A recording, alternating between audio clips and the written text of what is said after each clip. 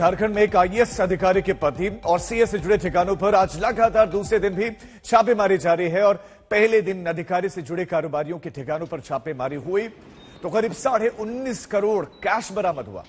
यह छापेमारी ईडी कर रही है और मामला मनरेगा में धांधली से जुड़ा है। कितना कैश मिला है, गिनते गिनते मशीन तक थक गई। ये विजुअल्स आपके सामने है और दूसरे दिन भी ये छापेमारी लगातार जारी है। आईएएस अधिकारी और सीए से जुड़े ठिकानों पर यह छापेमारी चल रही है और मामला जुड़ा हुआ है मनरेगा में धांधली से और 19 करोड़ से ज्यादा का कैश बरामद हुआ है। आईएएस पूजा सिंघल और ईडी के रडार पर वो हैं और रेड हुई उनके और सीए के ठिकानों पर और कितने नोट मिले वो आप देख सकते हैं। इससे पहले कानपुर में इस तरह की तस्वीरें सामने आई थी जब इत्र कारोबारी के घर से इस तरह से नोट मिले थे, लेकिन अब 19 करोड़ से ज्यादा का कैश और ठिकाने कितने 25। 4 राज्यों में छापेमारी चल रही है और छापेमारी ऐसा नहीं है कि समाप्त हो गई। ये छापेमारी लगातार जारी है। ईडी के एनफोर्समेंट डायरेक्टरेट के अधिकारी छापेमारी कर रहे हैं और ये सीनियर आईएएस ऑफिसर हैं और सीए से जुड़े हुए ठिकानों पर ही छापेमारी चल रही है। 4 राज्यों में पहले दिन 19 करोड़ से ज्यादा का कैश बरामद हुआ।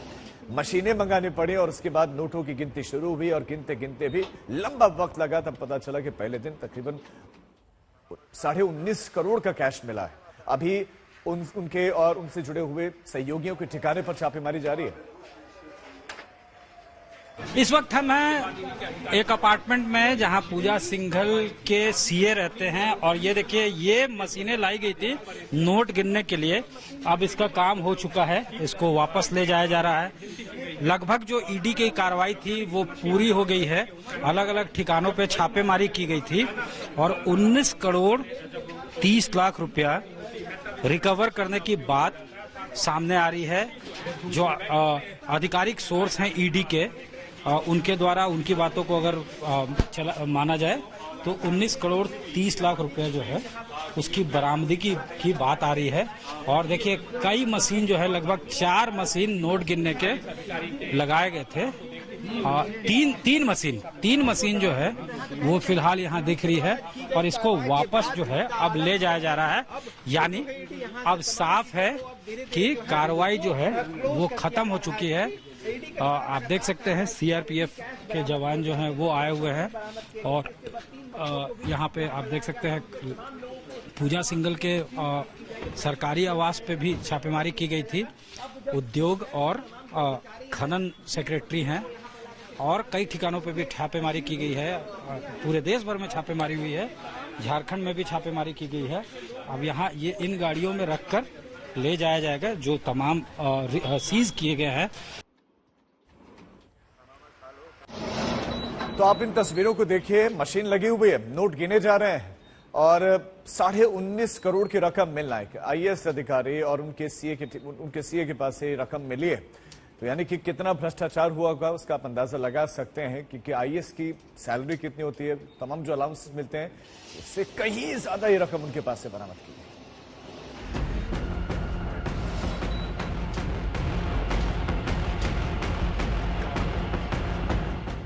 नोटों के इन बंडल को आप गिनते रह जाएंगे। इतने नोट हैं कि बिना मशीन के नोटों की गिनती तो सोचना भी बड़ा सरदर्द है।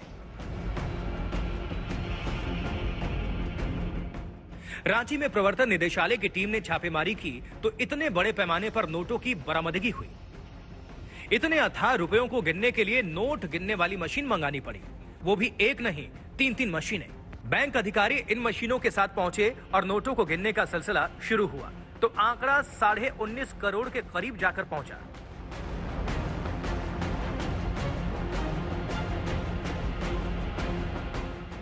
आखिर ये नोटों का ढेर कहां छुपाकर रखा गया था, किसने छुपा रखे थे नोटों के ये बंडल? इन नोटों से जुड़ा एक एक राज बताने वाले हैं, लेकिन उससे पहले देखिए इतने रुपयों को।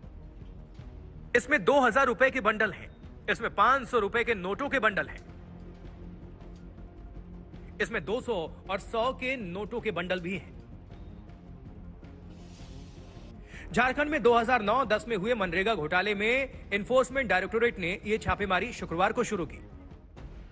झारखंड, बिहार, राजस्थान, पश्चिम बंगाल, महाराष्ट्र में एक साथ जांच एजेंसी का छापा पड़ा। करीब 25 ठिकानों पर छापे के टारगेट थे। झारखंड की खान और उद्योग सचिव पूजा सिंघल के पति अभिषेक झा और उनके सीए।